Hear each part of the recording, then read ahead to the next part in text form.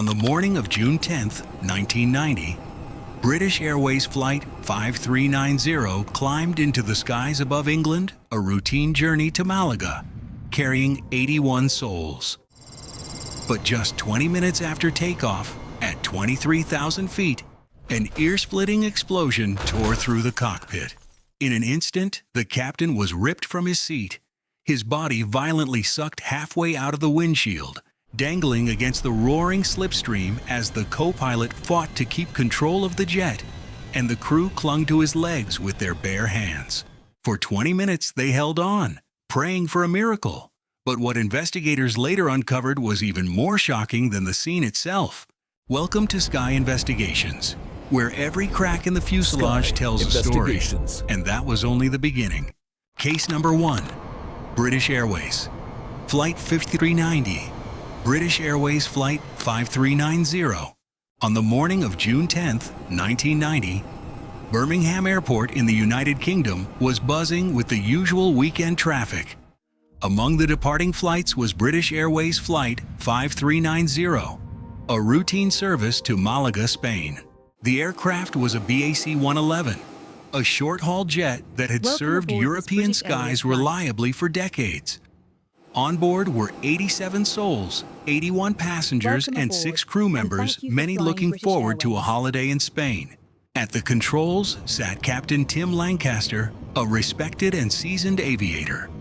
Beside him, First Officer Alistair Atchison, 39 years old, calm and experienced in his own right. The crew had every reason to expect an uneventful flight, but within minutes, their journey would turn into one of the most shocking near disasters in aviation history when the captain himself would be sucked halfway out of the cockpit, clinging to life at 17,300 feet. Flight 5390 lifted off from Birmingham shortly after 8 o'clock in the morning. The takeoff was smooth, the weather was favorable, and the 111 climbed steadily toward its cruising altitude. At 8:33 a.m., just 13 minutes after takeoff, as the jet climbed through 17,300 feet, disaster struck. Without warning, there was a deafening bang in the cockpit. The left windshield, the pane directly in front of Captain Lancaster, suddenly blew out. In an instant, the cockpit became a maelstrom. The pressurized air inside the cabin blasted out into the thin atmosphere beyond, creating a violent explosive decompression. Charts, papers, and loose objects flew everywhere, and caught in the fury of the escaping air was Captain Lancaster himself. The force ripped him from his seatbelt before he had any chance to react. In a split second, his upper body was sucked out of the gaping hole where the windshield had been. His legs remained jammed against the flight controls, the only thing keeping him from being hurled completely into the open sky. The sudden decompression also blew open the cockpit door, which slammed onto the throttle control and sent the aircraft into a rapid descent, while flight documents and checklists were torn away into the void. First Officer Atchison, strapped in next to him, could hardly believe what he was seeing. His captain, his colleague, pinned against the frame of the cockpit window, half his body flailing outside the aircraft, the slipstream hammering him like a rag doll. The roar of the rushing air drowned out all other sound. The temperature plummeted to well below freezing. Atchison knew he had only moments to act.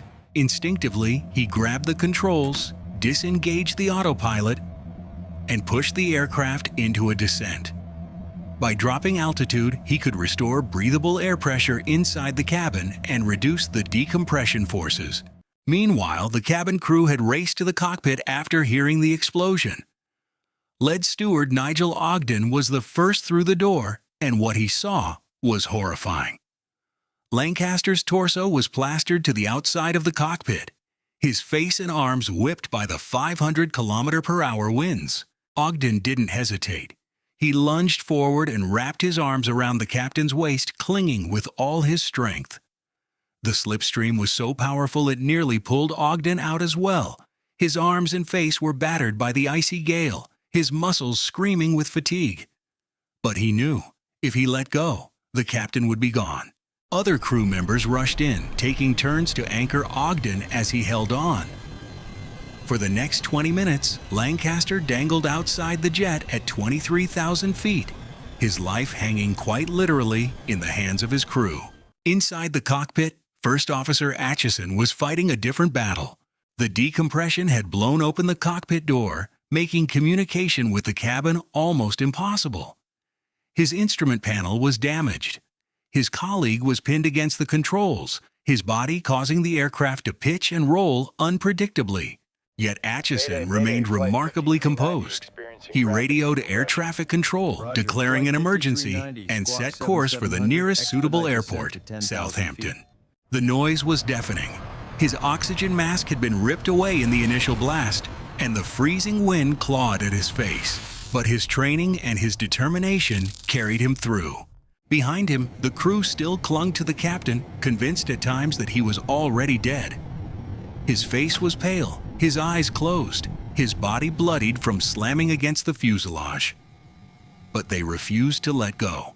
20 of the longest minutes in aviation history passed before Atchison finally guided the stricken jet onto the runway at Southampton.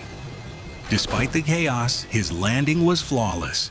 Rescue crews stormed the aircraft, expecting the worst. But then, the miracle. Captain Tim Lancaster was alive. Barely, but alive. He had suffered severe frostbite, broken bones, and numerous injuries from being pounded against the fuselage. Yet somehow, against all odds, he had survived nearly half an hour pinned outside a jetliner at cruising altitude. Nigel Ogden and the other cabin crew were also injured. Their arms cut and bruised from the ordeal, but their bravery had saved their captain's life. The Air Accidents Investigation Branch, AAIB, launched a full inquiry. The cause was not sabotage, not a manufacturing flaw, but something far more mundane and alarming. Just the night before, the left windshield had been replaced during routine maintenance, but the technician responsible had used the wrong bolts to secure it. 90 bolts were installed. 84 were too small in diameter by 0.66 millimeters, and the remaining 6 were the correct diameter, but too short. To the naked eye, they seemed to fit. But at altitude, under the immense pressure differential, they were doomed to fail. At 17,300 feet, that tiny error became catastrophic. The windshield tore free, the pressure equalized violently, and the captain was nearly lost to the sky. The AAIB's report was blunt. This was a case of human error, a failure in maintenance procedures, and it nearly cost 87 lives. Remarkably, Captain Lancaster recovered from his injuries. Within months, he returned to flying, determined not to let the accident define him. His resilience became a symbol of courage. Nigel Ogden and the other crew members were hailed as heroes for their quick thinking and refusal to let go, even when they thought their captain was already dead. For the aviation industry, the lessons were sobering. Maintenance protocols were overhauled. Technicians were required to verify parts against official documentation rather than relying on memory or visual approximation. Quality checks were tightened. No detail, no bolt could be considered too small. Case number 2, Southwest Airlines. Flight 1380, Southwest Airlines Flight 1380, April 17, 2018. It was a clear Tuesday morning in New York. At LaGuardia Airport, Southwest Airlines Flight 1380 prepared for departure. Its destination: Dallas Love Field in Texas. The aircraft, a Boeing 737-700, was one of the most common and trusted workhorses in the sky. On board were 149 people, 144 passengers, and 5 crew members. For them, it was a routine domestic flight lasting just a few hours. In the left seat sat Captain Tammy Jo Schultz, 56 years old, one of the first female fighter pilots in the United States Navy, known for her calm presence and steady hand. Beside her was First Officer Darren Ellisor, 44 years old, a former United States Air Force pilot with thousands of hours of Boeing 737 experience. For the first 20 minutes, everything was routine. The climb was smooth. The skies were quiet. But at 32,000 feet over the farmland of Pennsylvania, the peaceful flight turned into chaos. At 11:03 a.m. Eastern Time, passengers heard what sounded like a thunderclap. Engine number 1, the left-hand CFM56 turbofan, suddenly failed. Fragments from the engine inlet and cowling burst outward, striking the wing and fuselage.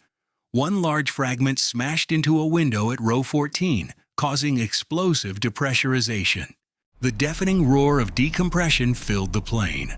Oxygen masks dropped from the ceiling, and in seat 14 Alpha, a passenger was sucked violently toward the sky. A passenger pulled out shocked everyone. Her name was Jennifer Reardon.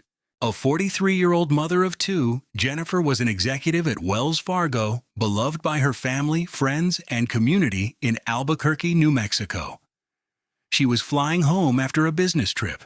When the window next to her shattered, the force of the decompression was irresistible. Jennifer's upper body was pulled through the opening, halfway outside the aircraft. Her seatbelt kept her from being ejected completely, but her head and arms were exposed to the 500-mile-per-hour slipstream. Passengers screamed. Chaos filled the cabin. Several fellow travelers, realizing what was happening, rushed to help.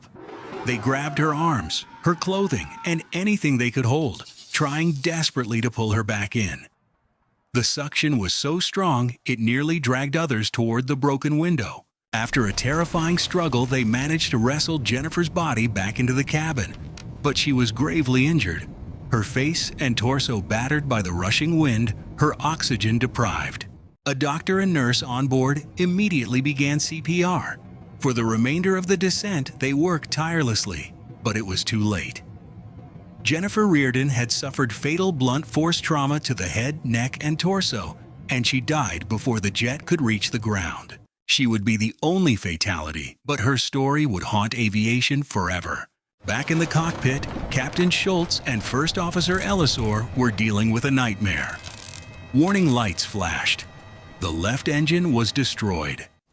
The aircraft shook violently. Cabin pressure had plummeted. Yet, in the recordings later released, Schultz's voice remained calm, almost serene. Southwest Flight 1380, we're single engine. We have part of the aircraft missing. We're going to need to slow down a bit. She declared an emergency and requested an immediate diversion to Philadelphia International Airport. Despite the noise of the decompression and the stress of controlling a crippled aircraft, Schultz kept her composure. She guided the jet downward, leveling off below 10,000 feet so passengers could breathe without oxygen masks. In the cabin, flight attendants fought to calm terrified passengers, ensuring everyone stayed in their seats as CPR continued on Jennifer. At 11:20 a.m., just 17 minutes after the explosion, Flight 1380 touched down in Philadelphia. The landing was smooth, almost ordinary, belying the chaos that had unfolded in the sky. Emergency vehicles swarmed the aircraft as it came to a stop. Paramedics rushed aboard. But there was nothing they could do. Jennifer Reardon was pronounced dead at the scene. The rest of the passengers, many with minor injuries from flying debris and the frantic descent, walked away shaken but alive.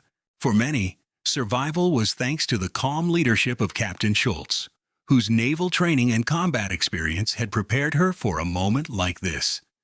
In the days that followed, she was hailed as a hero. The National Transportation Safety Board, or NTSB, quickly began piecing together what had happened.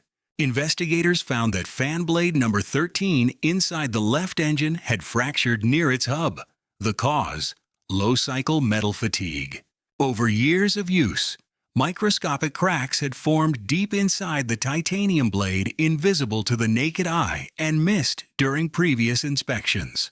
When the blade finally gave way, it tore through the engine. The casing could not contain the fragments. One large piece slammed into the fuselage and smashed through Jennifer's window. The official term? Uncontained engine failure of the fan cowl structure following a fan blade fracture.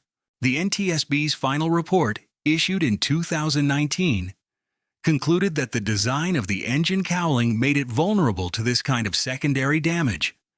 They recommended redesigns to ensure cowls could survive a fan blade out event without breaking apart. In the aftermath, the Federal Aviation Administration, or FAOA, issued emergency directives requiring ultrasonic inspections of all CFM56 fan blades on Boeing 737s. Airlines worldwide followed suit. Thousands of flights were delayed or canceled as mechanics rushed to perform the inspections. Southwest Airlines, which prided itself on efficiency and safety, expanded its program to inspect every CFM engine in its fleet, even beyond what regulators required. The aircraft itself was heavily damaged and later written off. It never returned to service. Case number 3, Alaska Airlines Flight 1282. Alaska Airlines Flight 1282, January 5, 2024, Portland, Oregon, on a crisp Friday evening. Alaska Airlines Flight 1282 prepared for takeoff. The flight, a routine hop from Portland to Ontario, California, carried 171 passengers and 6 crew members. The aircraft was a Boeing 737 MAX 9-1 of the newest jets in the world, the latest iteration of the troubled MAX series. To passengers, there was nothing unusual. The crew performed their checks. The cabin buzzed with the chatter of travelers heading south. Families, business travelers, college students, all just expecting a normal 2-hour flight. But within 20 minutes of takeoff, their journey would turn into a nightmare. At 5:11 p.m., climbing through 16,000 feet, the cabin was shaken by a thunderous boom. A section of the fuselage known as a plug door panel had blown off the aircraft. On most 737 MAX 9 aircraft, the space above the wing can be configured either as an emergency exit or, if not needed, sealed with a plug. This plug is meant to be firmly secured within the frame. On Flight 1282, it failed. When the panel tore away, it left a gaping hole more than 3 feet wide on the side of the aircraft. The effect was instantaneous. Cabin pressure dropped violently. A blast of freezing air ripped through the plane. Oxygen masks deployed. Loose objects, phones, headrests, safety cards were sucked out into the night sky. Passengers screamed. Many thought the plane was about to be torn apart. One boy, seated directly next to the missing panel, was nearly pulled from his seat. His shirt was ripped away, his seatbelt straining against the force of decompression. By sheer luck, and because he was buckled in, he survived. The scene inside was surreal. Passengers clutched their masks, struggling to breathe. The roar of the wind was deafening, making it almost impossible to hear flight attendants shouting instructions. Some people lost shoes and personal items to the void. Others huddled against their seats in shock. Many were certain they would not survive. The decompression was so violent that the cockpit door flew open, slamming against the wall. For a brief, terrifying moment, the flight deck was exposed to the chaos of the cabin. In the cockpit, the pilots were jolted by alarms and warnings. Despite the deafening noise and frigid air, they quickly donned their oxygen masks and began an emergency descent. The crew declared a mayday, requesting an immediate return to Portland. Their task: bring back an aircraft with a massive hole in its side while keeping 177 lives intact. Within minutes, the pilots guided Flight 1282 into a rapid descent, dropping to below 10,000 feet, where passengers could breathe without masks. The aircraft was diverted back toward Portland International Airport. Flight attendants moved through the cabin as best they could, checking on passengers despite the chaos. Miraculously, no one had been sucked out of the aircraft. At 5:27 p.m., just 16 minutes after the blowout, Alaska Airlines Flight 1282 touched down safely in Portland. Fire and rescue crews raced to meet the plane. Passengers, still shaken, evacuated down the jet bridge. Many were missing jackets or shoes, their belongings scattered somewhere over Oregon.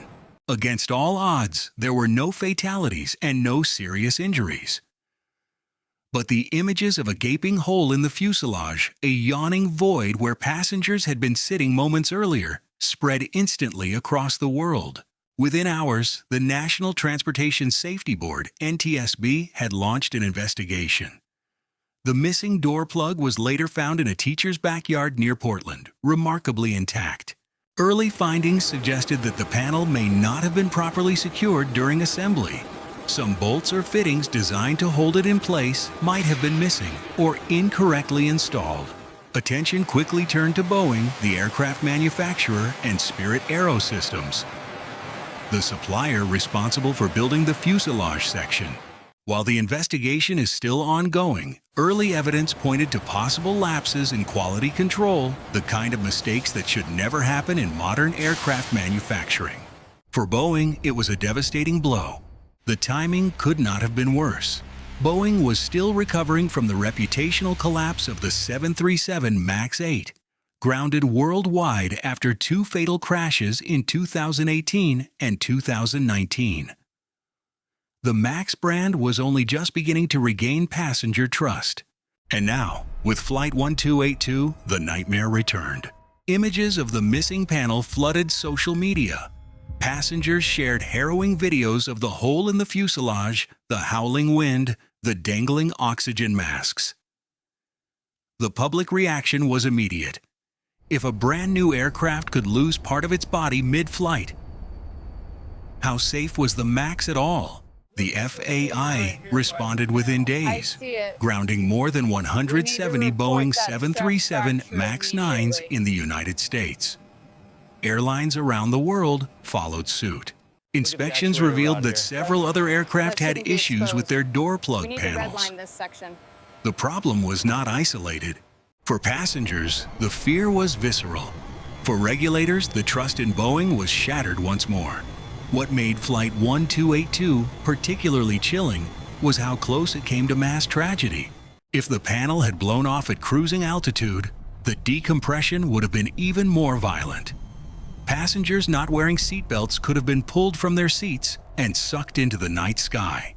If the boy sitting next to the plug had not been strapped in, he would almost certainly have been lost. And if debris had struck the tail or engines, the aircraft could have been crippled beyond recovery. In aviation terms, Flight 1282 was a near miss of catastrophic proportions. As of 2025, the investigation continues. Boeing has pledged cooperation, but scrutiny is intense. Spirit Aerosystems, the subcontractor, has also come under fire for quality lapses. Families, passengers, and regulators are demanding answers. How did such a critical component leave the factory improperly secured? What inspections failed to catch the error? And how could Boeing, still under a microscope after the MAX 8 disasters, allow another basic manufacturing flaw to slip through? These are questions with global implications. The 3 cases we've explored: British Airways Flight 5390, Southwest Airlines Flight 1380, and Alaska Airlines Flight 1282 span decades, different aircraft types, and different causes. But when placed side by side, the common thread is unmistakable. In each case, a breach in the pressurized cabin turned routine flights into life or death struggles. To understand why these incidents were so dangerous, you need to understand the invisible lifeline of flight: cabin pressurization. At 30,000 feet, the air is thin, so thin that without pressurization, you would lose consciousness in less than a minute. That's why modern airliners are engineered like sealed pressure vessels. The fuselage is essentially a giant metal tube, carefully designed to maintain a safe cabin pressure equivalent to about 8,000 feet above sea level. This creates a constant pressure differential about 8 pounds per square inch between the inside of the cabin and the thin atmosphere outside. Multiply that across the entire surface of an aircraft, and the forces are staggering. The fuselage is holding back the equivalent of hundreds of thousands of pounds of outward pressure every time it cruises at altitude, which means even the smallest breach, a crack, a hole, a missing bolt, can unleash that pressure in an instant. Air rushes out with explosive force, sucking anything nearby toward the opening. Humans, with their soft tissue and fragile lungs, are especially vulnerable. In all 3 cases, that's exactly what happened.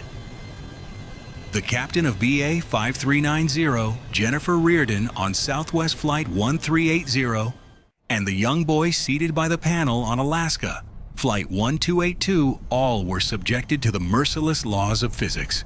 2 survived, 1 did not. 1. That's the lesson investigators return to again and again. In aviation, there are no small mistakes. A bolt 0.66 millimeters too small, a microscopic crack in a titanium fan blade, a missing fastener on a fuselage panel.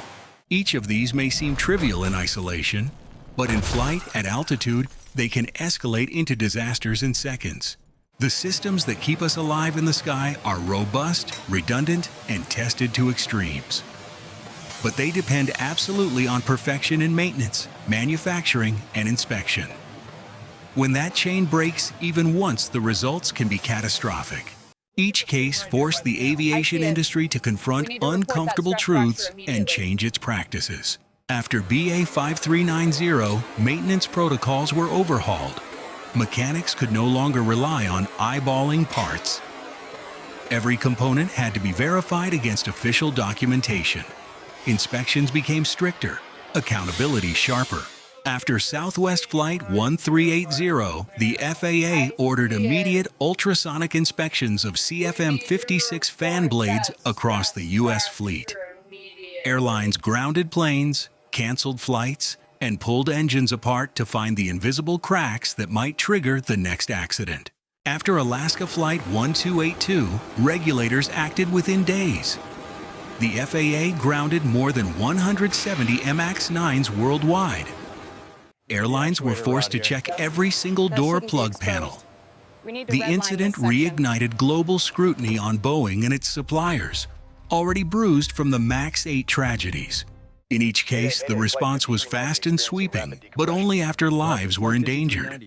From British Airways Flight 5390 to Southwest Flight 1380, and most recently, Alaska Flight 1282, the lesson is stark. In aviation, there are no small mistakes. Each disaster or near disaster came down to a single point of failure, a bolt, a fan blade, a panel. And each one nearly cost dozens, even hundreds, of lives. 1. Maintenance matters. The wrong bolts installed on BA 5390's windshield nearly killed a captain and could have destroyed the aircraft. The cracks in Southwest's fan blade went undetected until it was too late. These stories remind us that routine inspections are not routine at all. They are the frontline defense between safety and catastrophe. A missed detail can open the cabin to the sky. 2. Engineering redundancy. Aircraft manufacturers like Boeing and Airbus are constantly challenged to design systems that anticipate the unthinkable. Stronger containment for engines, more secure fasteners for panels, more forgiving designs for doors and windows. Because when lives depend on the integrity of a pressure vessel at 30,000 feet, even a plug has to be built to perfection. 3. Crew training saves lives. Every one of these flights avoided total disaster because the crews stayed calm. First Officer Alistair Atchison guiding BA 5390 to safety. Captain Tammy Jo Schultz landing a crippled 737 with 148 souls on board. Alaska, Flight 1282's crew executing an emergency descent in minutes. Their training, discipline, and composure were the final barrier against tragedy. In aviation, safety isn't luck. It is precision, discipline, and vigilance. And the moment those falter, the sky itself will remind us how unforgiving it can be. When a plane is sealed, we hardly think about the thin line separating us from the void. But the moment that seal breaks, passengers face the raw power of the sky itself. These stories remind us how fragile safety can be, and how much every bolt, every inspection, every decision matters. At Sky Investigations, we uncover the hidden truths behind aviation's most shocking moments. If you want to keep exploring the black box of the skies with us, subscribe now and never miss the next investigation.